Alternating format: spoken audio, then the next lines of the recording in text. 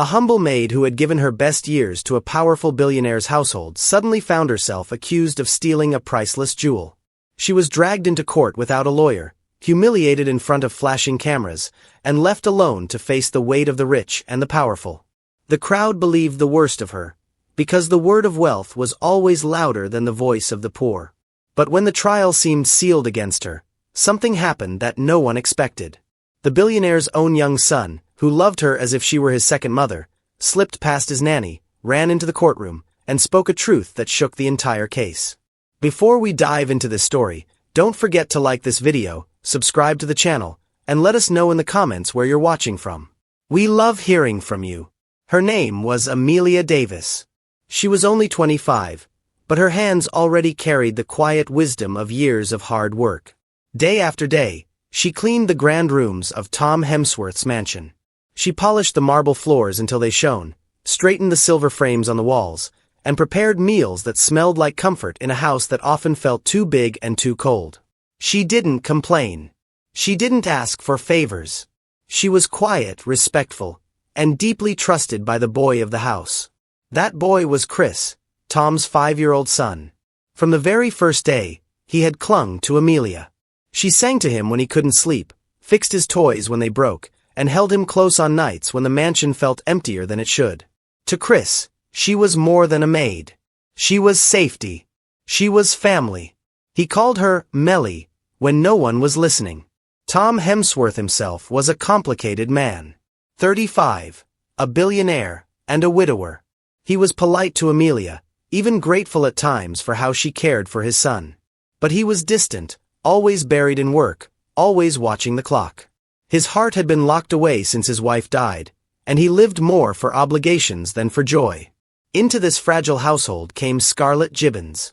She was Tom's fiancée, only 28, with striking beauty and sharp ambition. She had everything except patience. Scarlett knew how to command a room, how to make her voice the center of attention. But what she couldn't command was Chris's love. The boy, shy around her, always ran past her arms and straight into Emelia's. And that, more than anything, planted a seed of bitterness. For weeks, Scarlett played her role, smiling at dinner, leaning into Tom's arm at parties, showing herself as the perfect soon-to-be wife. But inside she was keeping score. Each time Chris ignored her, each time Emelia's name brought a smile to Tom's tired face, Scarlett felt her place in the house shrinking. She would not allow that. The chance came on a glittering evening. Scarlett received a velvet box containing a family jewel, a diamond necklace said to be worth more than most people's lifetimes. She wore it once in front of the mirror, admiring the way it caught the light, imagining herself draped in the wealth and history of the Hemsworth name. To her, it wasn't just jewelry, it was proof she belonged.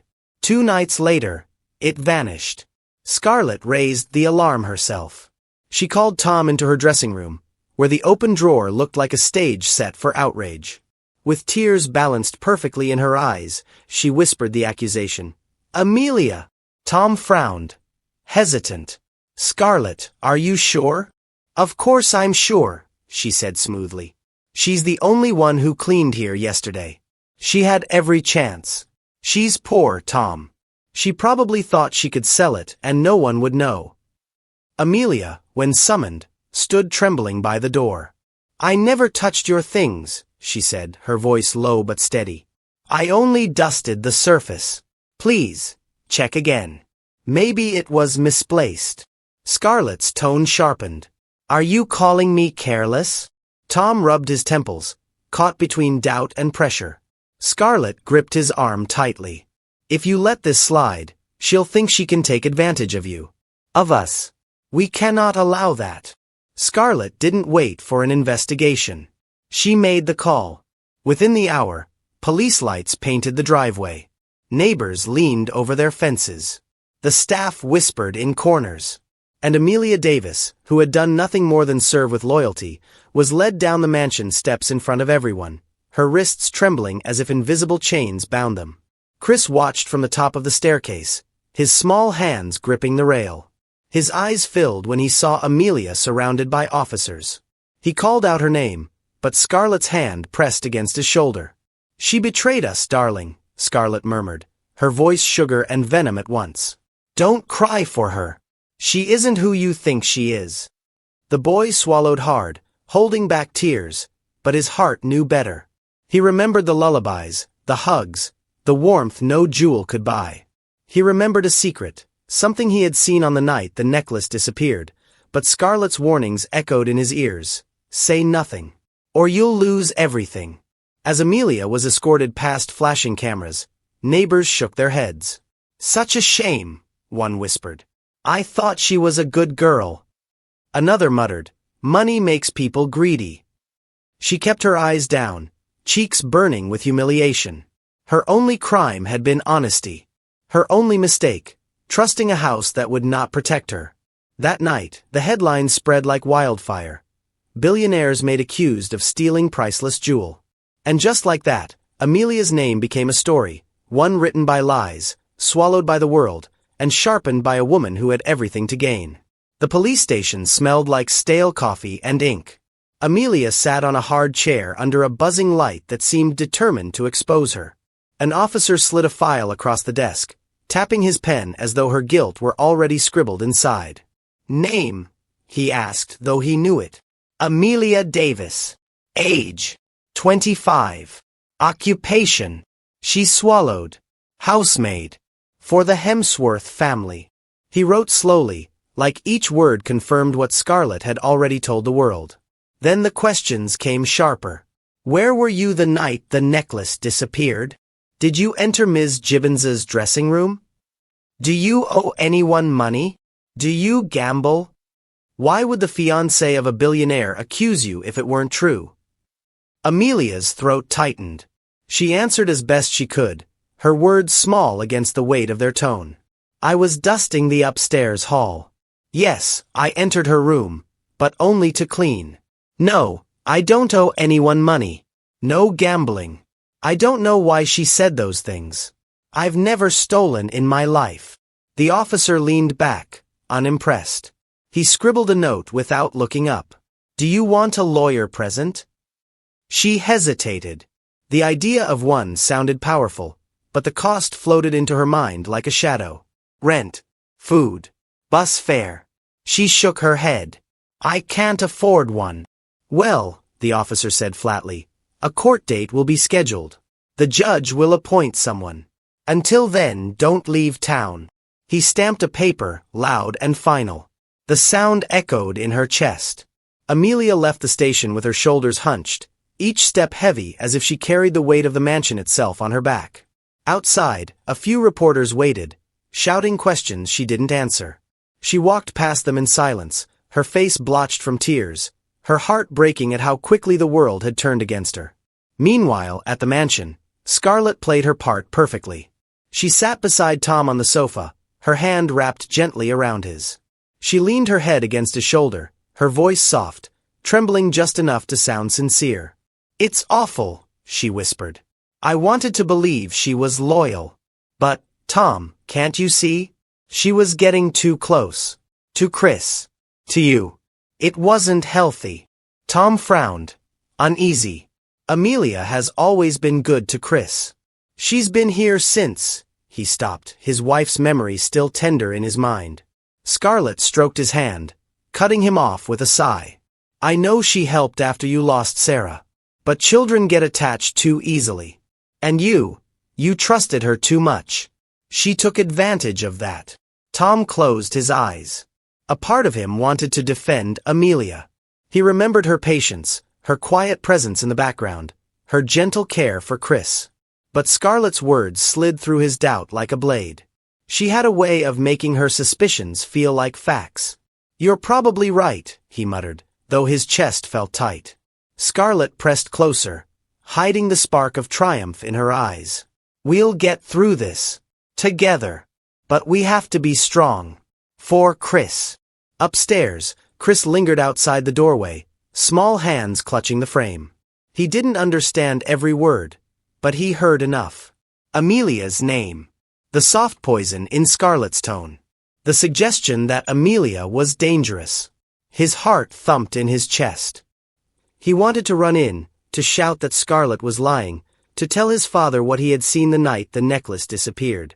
But Scarlett's warning hissed in his ears. If you speak, you'll be sent away. Far away. You won't see your father again. You won't see Emelia either. The thought of being taken from his father, or losing Emelia forever, was too heavy for his little body. He stayed silent, pressing his forehead against the wall, tears sliding down his cheeks. Scarlett spotted him later and crouched down, her smile wide and sugary. "Chris," she said, brushing his hair back, "you didn't hear anything you shouldn't, did you?" He shook his head quickly. "That's good," she whispered, her voice dipping low.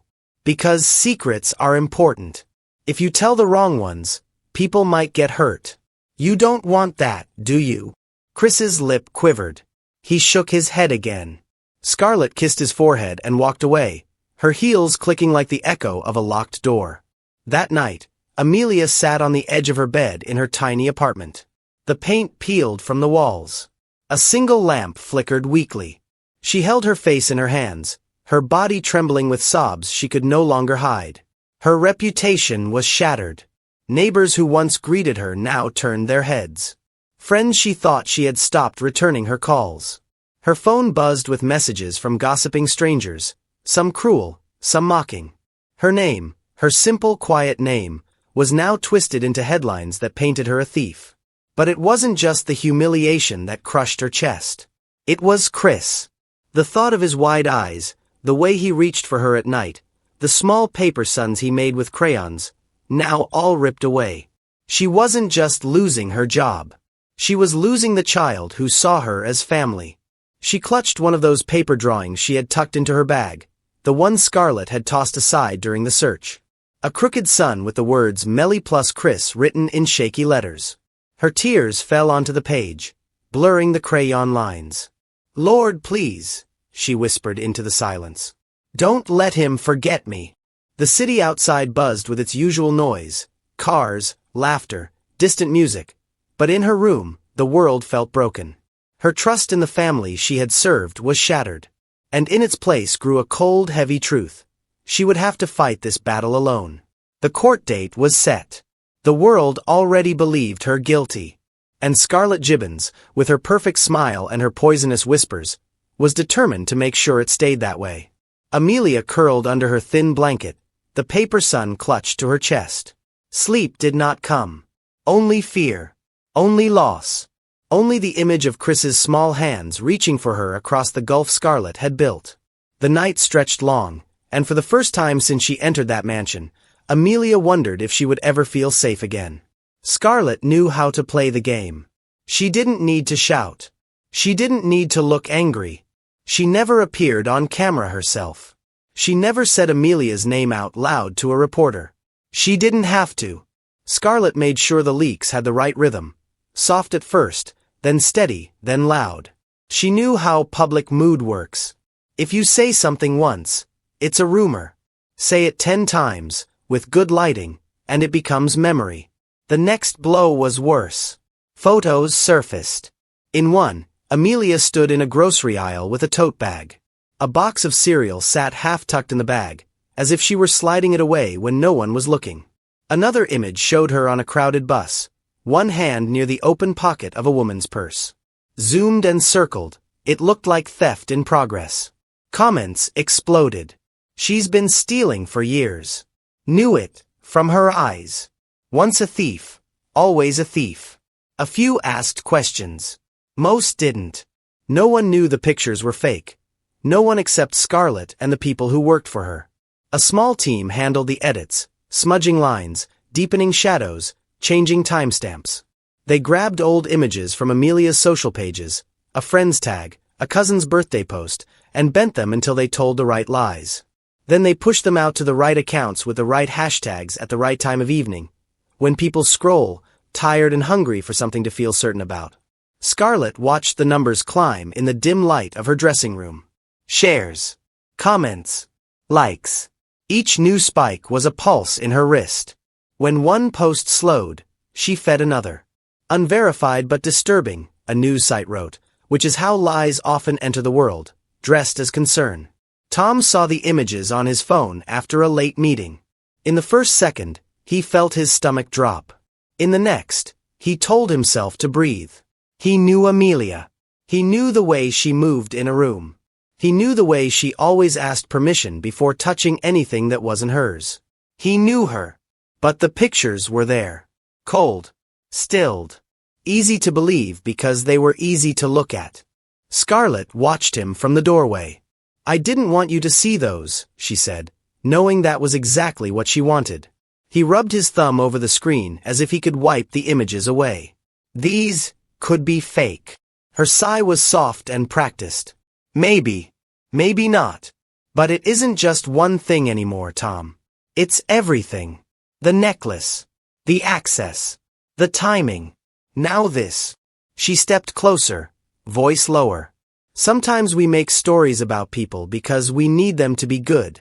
I've done it. You've done it. But facts don't love us back. They just are.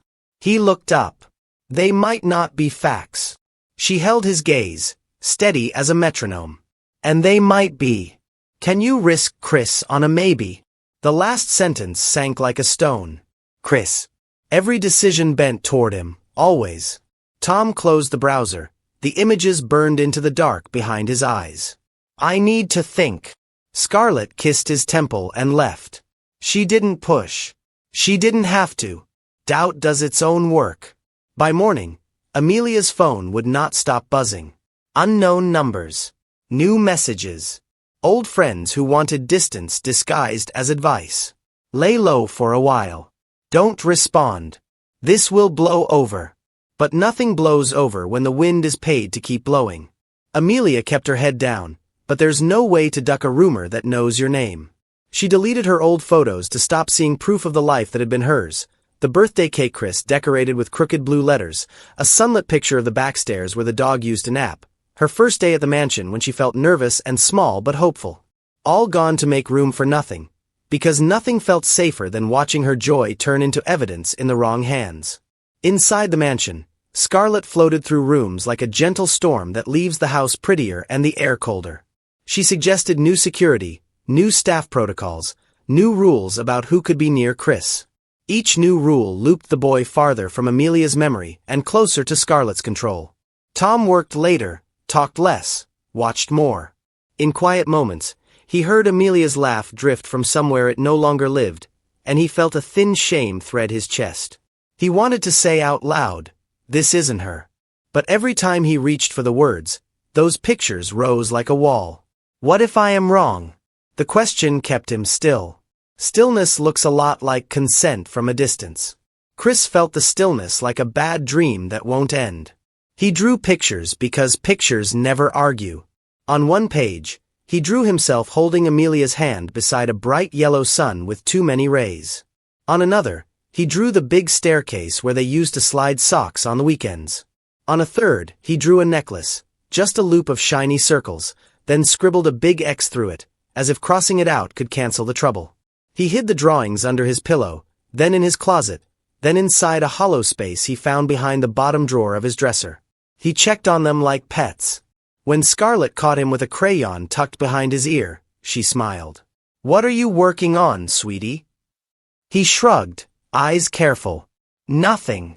Nothing's my favorite," she said, and kissed the top of his head like she owned it. At school, a classmate whispered, "My mom says your maid is a thief." Another kid asked if he could see the jewel. Chris stared at his shoes and counted the blue things on the wall like Emelia taught him for hard days. Map, flag, locker door, teacher's pen. 4. He needed more than 4. At night, he carried Emelia's last note in his pocket until the paper softened at the creases. Be brave today. He wanted brave to be a thing you could hold. He wanted truth to be loud enough to drown out the pictures. He rehearsed telling his father what he saw the night the necklace disappeared, whispering the words into the dark like a spell. Scarlett hid it. I saw her. But then he heard Scarlett's voice, low and smooth. Say it and you're gone.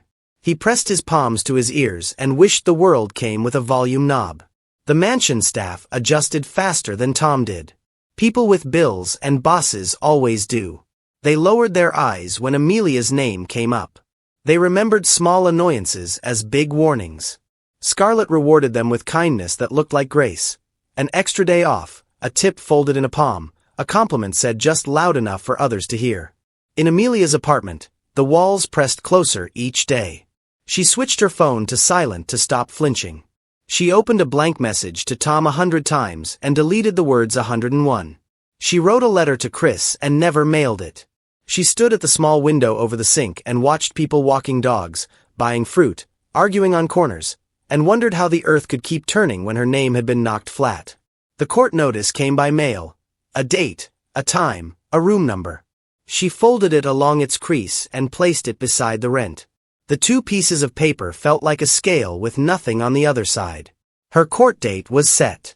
A place, a time, a room number. The words looked neat on the page, but to Emelia they read like the end of her life.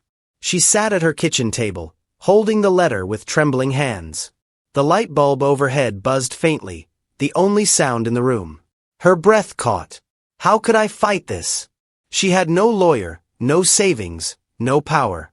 Scarlett had the press, the lawyers, the influence. Emelia had nothing but the truth, and truth felt so small against money. She pressed her forehead to the cold table, whispering to herself, I don't have a chance. Days blurred. The summons lay on the table like a curse she couldn't touch. She dragged herself to the corner store, avoiding stares. She returned home to silence. She ate little, slept even less. Each night, the same thought echoed, they will destroy me. Then came the knock.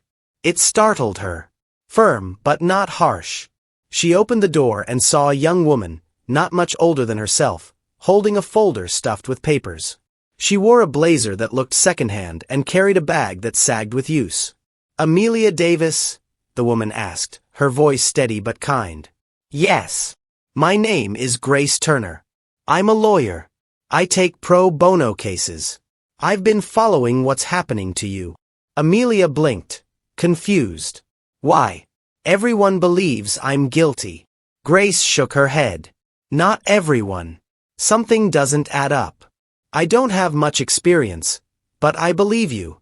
And I'd like to represent you, if you'll let me. For the first time in weeks, hope flickered. Small, fragile, but real. Emelia's first instinct was to refuse. She didn't want to drag anyone else into her storm. You don't know what you're getting into. They'll crush us both. Grace stepped closer, her eyes sharp with conviction. Let them try. I went into law for cases like this. To give people a voice when no one listens. Please. Let me help. Emelia stared at her. The world had turned its back on her. Neighbors had shunned her. Friends had disappeared. And yet here was this stranger, offering to stand beside her in a battle she couldn't win alone. Slowly, Emelia nodded. All right. Grace exhaled, as if she'd been holding her breath. Good. Then we start now. They spread papers across Emelia's small kitchen table. Grace flipped through transcripts, articles, and Scarlett's carefully crafted leaks. She asked Emelia to walk through the night of the theft, hour by hour. What time did you enter Scarlett's dressing room? Grace asked. Just before 9. I dusted the dresser, wiped the mirror. That's all. Did you touch her jewelry box? No. Anyone see you? Emelia thought hard. The housekeeper passed me in the hall. Chris came running after his toy car. That's it. Grace scribbled notes. What about security cameras? Tom Hemsworth has them, right? Emelia hesitated. Yes. Every hall. Every important room. Grace's brows knit. Then there should be footage. Emelia's voice cracked. I asked about it. Someone told me the cameras in Scarlett's wing weren't recording that night. They said it was a technical issue. Grace looked up sharply. The exact night the necklace disappeared? Emelia nodded. Grace tapped her pen against the table, her mind racing. That's not coincidence. That's sabotage. Someone turned those cameras off. The words hung in the air. For the first time, Emelia felt a shift. Small but real. Scarlett's lies weren't perfect. There were cracks. And cracks, Grace reminded her, could break open if pressed hard enough. Emelia, Grace said, her voice firm now. We're going to fight this. It won't be easy. They'll try to scare you. They'll dig into your past, twist your words, smear your name. But we have something stronger. What? The truth. And the truth has a way of shining through, even in the darkest rooms. Emelia's throat tightened. Tears blurred her vision, but this time they weren't only tears of despair. They were mixed with something she hadn't felt since that night on the mansion steps. Something Scarlett thought she had stolen forever. Hope. That night, Emelia lay in bed staring at the ceiling. The summons was still on the table, but beside it now sat Grace's folder, thick with notes. She touched the edge of the paper son Chris had drawn for her and whispered, Maybe this isn't the end. Far across town, Scarlett sipped wine in the mansion's glass-walled lounge, convinced the story was hers to control. But she didn't know yet that one young lawyer had just stepped into the fight. And she didn't know that the cameras she thought she had silenced were the very detail that could break her scheme wide open. The courthouse steps were a battlefield before the trial even started. Cameras lined the walkway, their lenses flashing like lightning against the gray morning sky. Reporters called out names, questions tumbling over each other in a frenzy. Scarlett, how do you feel about today's hearing? Is justice finally coming? Their voices swarmed, feeding on tension. Scarlett Hemsworth arrived like royalty entering her throne room. A black car door opened, and she stepped out in a perfectly tailored suit that screamed money in every thread. Her hair was immaculate, her chin tilted just enough to suggest untouchable confidence. Beside her strode a tall, silver-haired lawyer, his presence heavy with decades of courtroom victories. His tailored robe swung as if the ground itself cleared for him. He had been bought for a price only the wealthy could afford, the kind of lawyer who could bend facts until they snapped. The crowd surged forward. Scarlett lifted her chin, waved slightly, then walked through the courthouse doors as if she owned the building. Moments later, Emelia arrived. No cameras called her name. No crowd cheered. She stepped down from a bus, clutching her worn satchel like a lifeline. Her maid's uniform was pressed neatly, the only clothing she owned that seemed halfway proper. To her, it was better than walking in rags. To everyone else, it was a costume that screamed servant. As she walked past the reporters, their eyes flicked over her with something between pity and disdain. One whispered into a mic, Defendant Emelia Davis appears in her maid's attire, perhaps signaling how far she's fallen. Emelia kept her gaze fixed forward. Each step into the courthouse felt like she was walking into her own funeral. Grace Turner, young and unshaken beside her, whispered, Hold your head up. They'll try to break you before you even speak. The courtroom buzzed with murmurs. Scarlett sat elegantly at the prosecution's table, her lawyer standing tall at her side.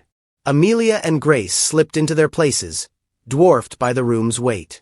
Tom Hemsworth sat in the gallery, jaw tight, eyes fixed on the floor. Chris, too small to belong in such a space, sat with his nanny near the back, wide-eyed and pale. His legs swung nervously under the bench. Scarlett had warned him to keep silent, and the boy's silence pressed heavy against his chest. The judge entered. All rise. The trial began. The prosecutor wasted no time. He rose, voice rich with practiced outrage. Your Honor, ladies and gentlemen of the court, this case is simple. Emelia Davis is not the loyal maid she pretends to be. She is a manipulative opportunist who saw her chance to seize wealth that was never hers. She betrayed the trust of her employers and stole a priceless family jewel. He turned sharply, pointing at Emelia. Cameras clicked, pens scratched. Do not be fooled by her uniform, her meekness. That's the mask she wears. Behind it lies greed. Emelia's throat tightened. She wanted to shout, to scream, but Grace's hand brushed hers under the table. Wait. Witnesses were called. One by one, familiar faces took the stand. People Emelia had worked alongside in the mansion, people she had thought were neutral at least, if not friends. The first was the head housekeeper. Her voice shook slightly as she spoke. I did see Emelia near the jewelry box that night. She seemed distracted, nervous. Emelia's head snapped up. That's not true, she whispered. Grace squeezed her arm, whispering back, "Not now." Another staff member testified. Then another. Each story bent, warped, dripping with the poison Scarlet had fed them. Each word pressed Emelia further down in the eyes of the court. Scarlet's lawyer smiled faintly, as though the outcome were already sealed. Scarlet herself leaned back, legs crossed, eyes glinting with triumph. She didn't look at Emelia as a rival. She looked at her as a nuisance being swept away. She would do anything in her power to ruin Emelia's life. Tom sat still in the gallery, face pale, fists clenched in his lap. His silence screamed louder than any testimony. He knew the truth, but his gaze remained fixed on the wood grain of the bench in front of him, as though he could hide there. And in the back, Chris shrank further into his seat. He wanted to stand, to tell them all that Emelia hadn't done it, that he had seen something else that night. But Scarlet's warning rang in his ears like a knife held against his throat. "One word, and you'll regret it." His small hands gripped the edge of the bench until his knuckles blanched. By midday, the air in the courtroom felt heavier. Emelia's heart pounded as the judge called for recess. Grace leaned in, her voice low but fierce. "They've built their case on lies. But lies have cracks. We'll find them. Trust me." Emelia wanted to believe her. But when she glanced across the room, she saw Scarlet smile. A cold, patient smile that belonged to someone who thought victory was already written. For now, the scales tipped against her. The crowd, the press, the witnesses, even Tom's silence, all of it painted her guilty before she ever spoke. The second week of trial arrived with a silence so heavy it almost drowned the shuffle of shoes and coughs in the courtroom. Every eye waited for one thing: Emelia Davis to take the stand. For days, she had sat at her lawyer's table in quiet suffering, listening to the rehearsed accusations, the twisted testimonies. Now, at last, it was her turn. The judge's gavel rapped. The defense may call its witness. Grace Turner stood, straight-backed but nervous. She looked toward Emelia. "We call Emelia Davis." Emelia rose slowly. Her legs trembled as she walked past the rows of watching eyes, cameras flashing. She sat, raised her hand, swore to tell the truth, then folded her hands in her lap like a child waiting for punishment. "Miss Davis," Grace began gently, "you've been accused of stealing a jewel worth millions. Do you have anything to say to this court?" Emelia's throat was dry, but her voice found itself. "I never stole from the Hemsworth family. Not money, not jewels, not a single thing. I worked for them for years because I needed to survive, but also because I cared for them. I cared for Chris. I would tuck him in at night, read to him when he cried for his mother. I loved him like he was my own. I cooked, I cleaned, I gave my best. And now I'm sitting here accused of betraying the very people I gave my life to serve." She paused. Her voice cracked, but she didn't look down. "I may not be rich. I may not have power. But I still have my dignity, and I will not confess to a crime I did not commit." The words floated in the still courtroom. For a flicker of a moment, there was silence that wasn't hostile. Not belief, not yet, but a pause, like the room had felt her pain. Scarlet shifted in her chair, annoyance in the twitch of her lips. The prosecutor rose, eyes sharp. "Miss Davis, loyalty doesn't erase evidence. Multiple staff members placed you near the dressing room that night." Emelia shook her head. "They're lying. Or they've been told what to say. I was never there." He pounced. "So you're accusing them all of perjury? The entire household staff?" Her voice was soft but firm. "I'm saying I know what I did. And I didn't steal." Murmurs rippled through the gallery. Grace leaned closer to the stand. "Miss Davis, on the night in question, where were you?" "I was in the kitchen, preparing the evening tea set for Chris. He'd asked me earlier for his favorite biscuits." The prosecutor smirked. "Convenient. And yet no one saw you." Her shoulders sagged, but her voice held. "No one looks for a maid unless something goes missing." Later, witnesses returned. Grace cross-examined carefully, her young voice carrying more fire than her years suggested. "Mrs. Kane," she asked one of the housemaids, You said you saw Emelia outside the dressing room door that night. What time exactly? About 9, maybe. About 9. Grace pressed. Are you sure? The maid fumbled. Yes. Around then. Grace flipped through her notes. Strange. Because the head housekeeper testified she saw Miss Davis in the laundry hall around 9. That's the opposite end of the mansion. Are you saying she was in 2 places at once? The maid shifted. Scarlett's eyes narrowed like daggers at her, but the damage was done. A contradiction now lay bare in front of the jury. The next day, Grace raised the matter of the cameras. Your Honor, I would like to point out that the security system in the wing where the jewel was kept was disabled that night. Not malfunctioning. Disabled. That is highly suspicious. Scarlett's lawyer objected immediately. Circumstantial at best. No evidence tying my client to the cameras. The judge sighed, rubbing his temples. Sustained.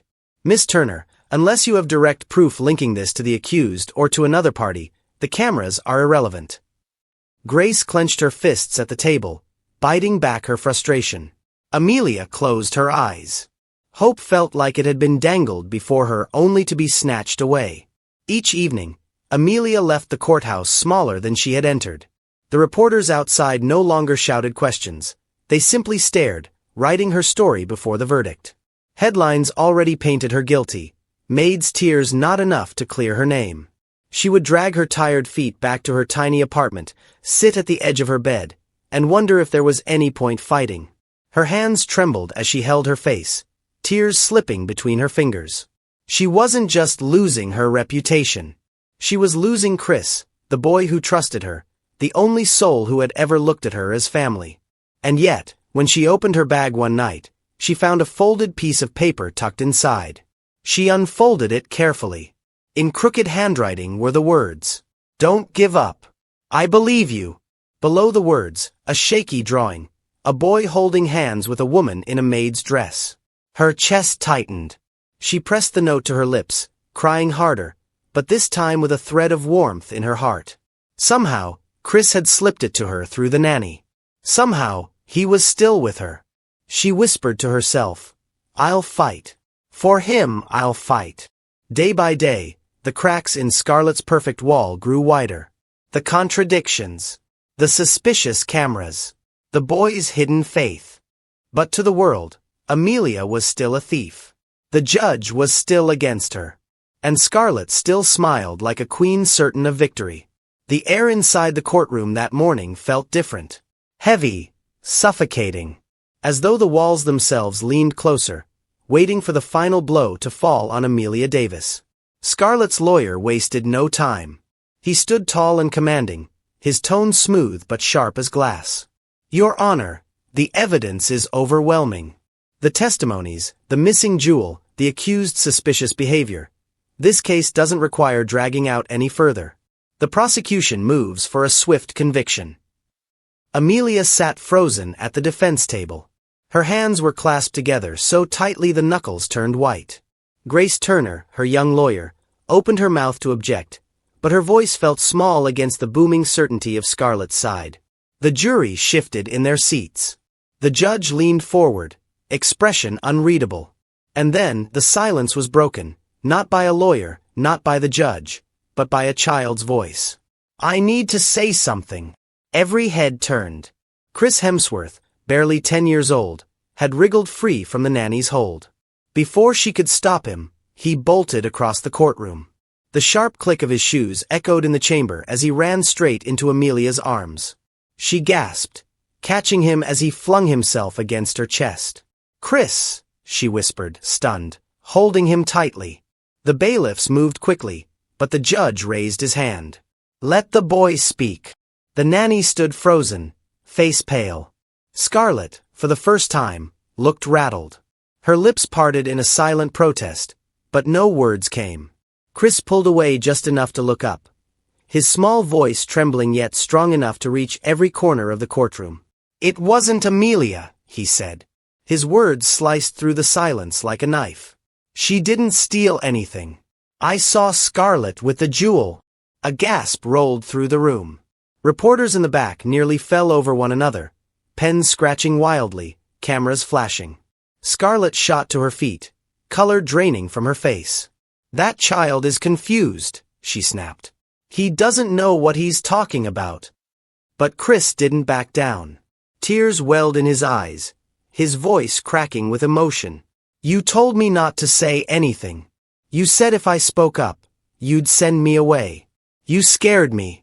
But I can't let them hurt Emelia anymore. She's the only one who cares about me like my mom used to." The boy's words hung in the air like a bell tolling the truth. Emelia held him tighter, her own tears spilling freely. She didn't need to speak. The truth had finally been spoken for her.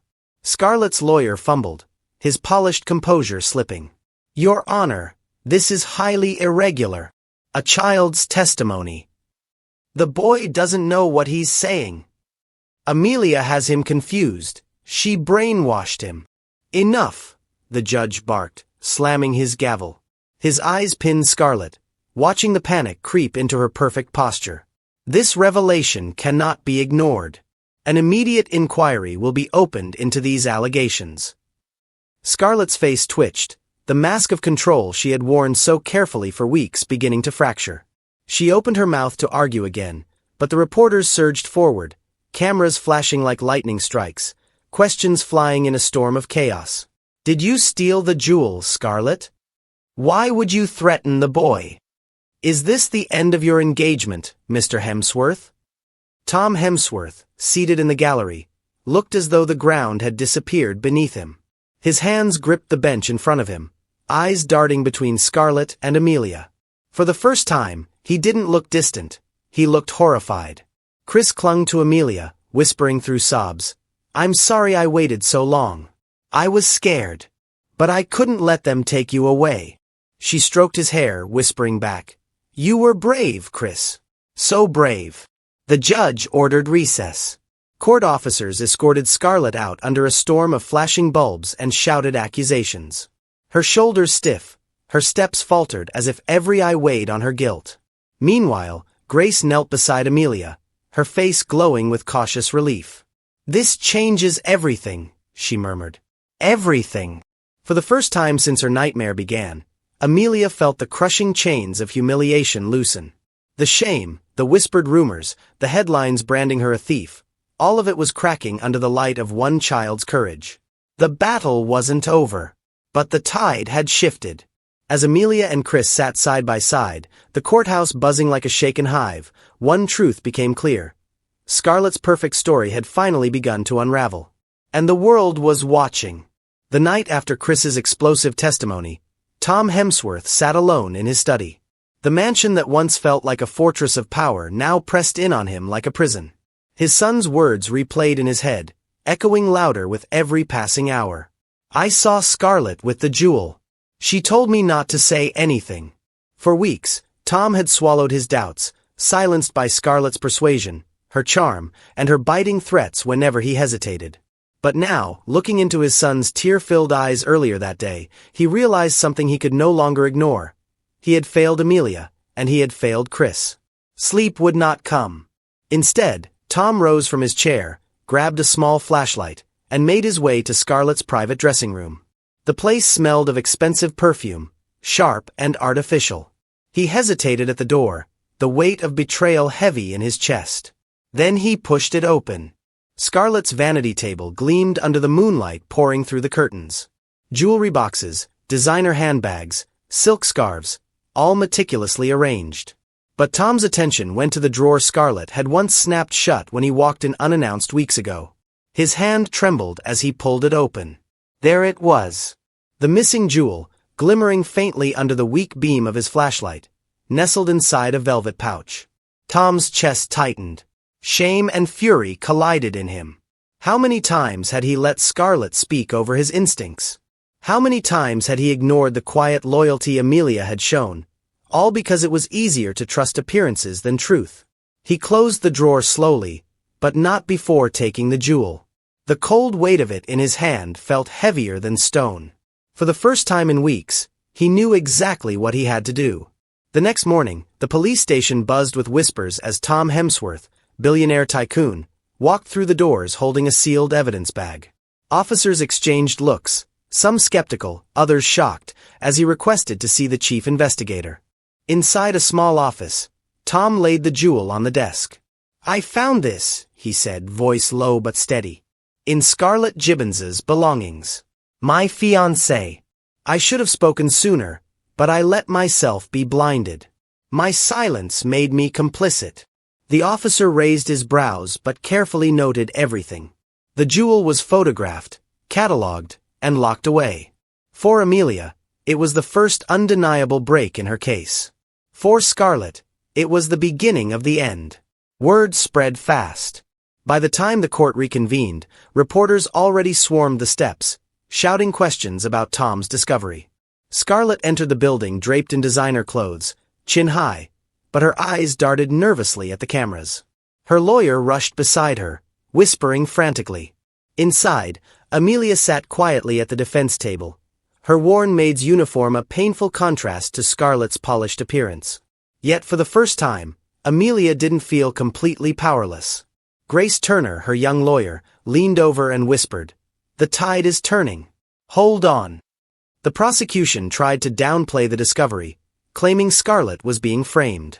Scarlett herself stood, her voice dripping with indignation. "This is absurd.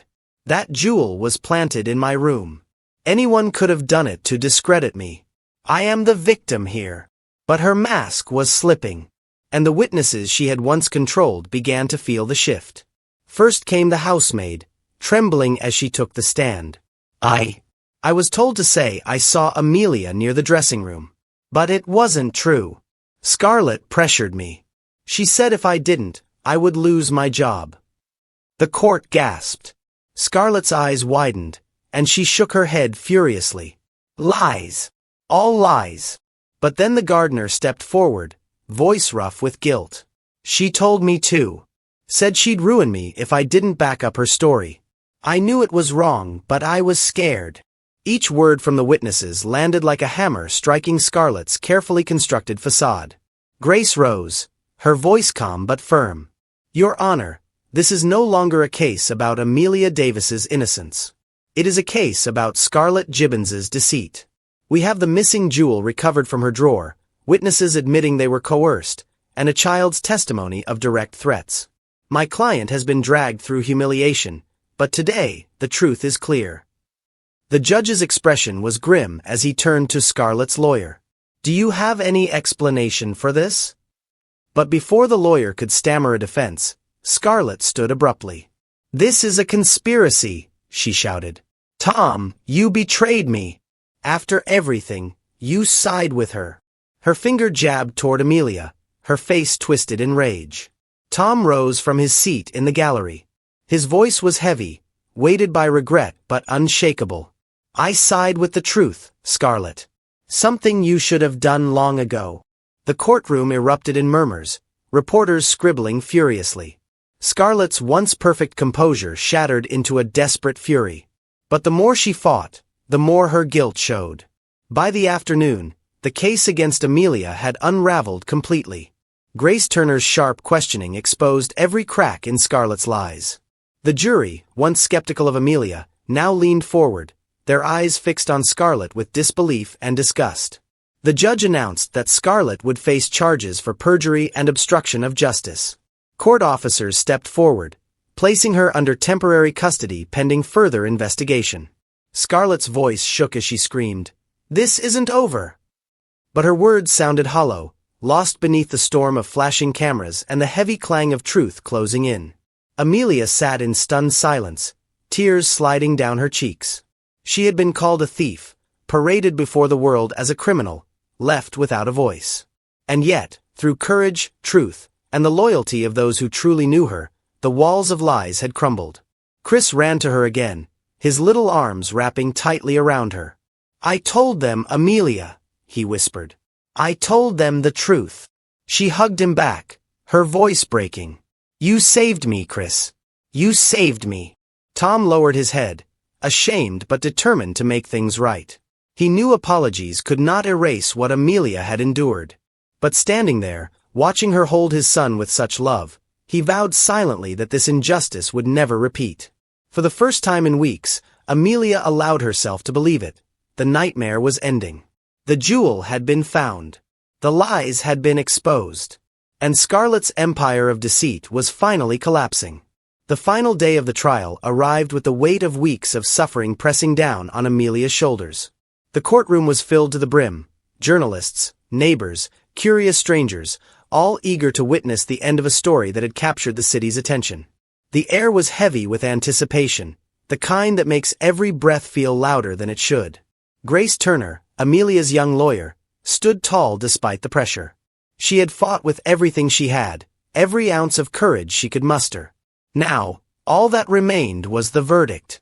The judge adjusted his glasses, his voice calm but carrying an authority that silenced the whispers. After reviewing the evidence presented, including the recovery of the missing jewel in Miss Scarlett Gibbons's possession, the coerced testimonies now retracted, and the statements made under oath by key witnesses, this court finds Emelia Davis not guilty of theft or any associated charges. The words struck like thunder. For a moment, silence reigned.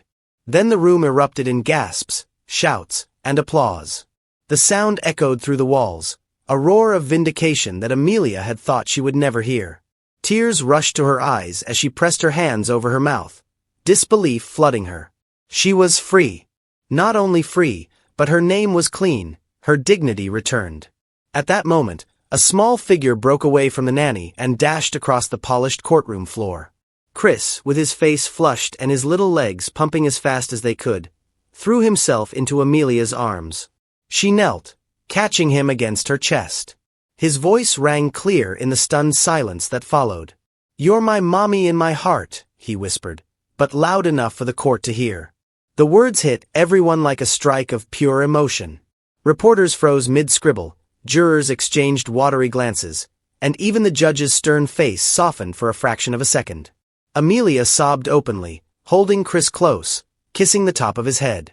"And you are my boy," she whispered back, voice breaking. Across the room, Tom Hemsworth stood, his face pale but resolute. He stepped forward, his footsteps echoing. All eyes turned to him as he cleared his throat, the billionaire who had let silence nearly destroy an innocent woman. "I owe you an apology," Tom began, his voice trembling but growing stronger with each word. "Not in private, but here, before everyone. I allowed myself to believe lies. I allowed fear, pride, and convenience to silence the truth I should have seen. Emelia, I failed you, and for that, I am deeply sorry." He turned toward the crowd, his voice firm now. "Let it be clear, this woman is not a thief. She is loyal, courageous, and someone my son loves deeply. I will do everything in my power to restore her dignity, and I will not stand by quietly again when injustice seeks to destroy the innocent." The words carried weight, more than just an apology, they were a declaration. The courtroom, already stirred by Chris's outburst, broke again into murmurs of approval, some even clapping despite the judge's attempts to keep order. Scarlett, once flawless in her designer dress and icy confidence, sat rigid at the prosecution's table. Her face was a mask of disbelief, twisted by anger and humiliation. Her lawyer whispered frantically, but it was no use. Her world was collapsing. The engagement was already as good as broken. The public image she had crafted so carefully was in ruins. Cameras flashed mercilessly, catching every flicker of panic across her face. She tried to rise, to salvage her pride. "This is a setup. They're framing me." But her words were drowned out by the judge's gavel. "Enough, Miss Gibbons. You will face your charges in due time. This court is adjourned." The gavel fell one last time, and it was over. Emelia rose slowly, Chris's small hand clutched tightly in hers. The reporters called her name, their voices desperate for a quote, a reaction. But she didn't stop. She walked past them, her head held higher than it had been in weeks, her tears no longer from despair but from relief. On the steps outside the courthouse, Tom approached her again. His voice was quieter now, softer, just for her. "Emelia, I know I don't deserve your forgiveness yet. But I can't ask you to return to that mansion as a maid. Not after all this. Chris doesn't just love you, he needs you. And I can see now that I do too. I want you to return as part of the family. Emelia stared at him, her heart pounding. Part of her wanted to retreat, to protect herself from more pain. But then she looked down at Chris, whose hand squeezed hers with such fierce trust. His eyes shone up at her, full of hope, love, and belief that she belonged with them. Chris beamed, tugging Emelia's hand. "Come home with us," he said simply, as if it were the easiest thing in the world. And for the first time, Emelia allowed herself to smile through the tears. That evening, the mansion looked different. Not because of its grand size or wealth, but because of the peace Emelia felt as she stepped inside, not as a maid returning to work, but as someone who had been chosen, respected, and loved. Neighbors who once whispered gossip now nodded in respect when they passed her by. Reporters wrote not about scandal but about resilience, about the woman who stood against lies and won. In the quiet of Chris's bedroom, Emelia tucked him into bed. He clung to her hand, smiling sleepily. "Don't leave me again," he whispered. "I'm not going anywhere," Emelia said, brushing back his hair. "Not anymore." As she sat by the window later that night, looking out at the garden bathed in moonlight, a sense of peace washed over her. Her name was cleared. Her dignity restored. She was no longer a powerless maid accused of crimes she never committed. She was Emelia Davis, a woman who had faced betrayal, humiliation, and despair, and emerged unbroken. The world would remember her not as a servant, not as a victim, but as a symbol of resilience. And in her heart, she knew this was only the beginning of her new life. If this story touched you, don't let it end here. Subscribe to Tales by Amani for more powerful stories that move the heart and spark reflection. Share this video with someone today, and let us know your thoughts in the comments. We love hearing from you. Until next time.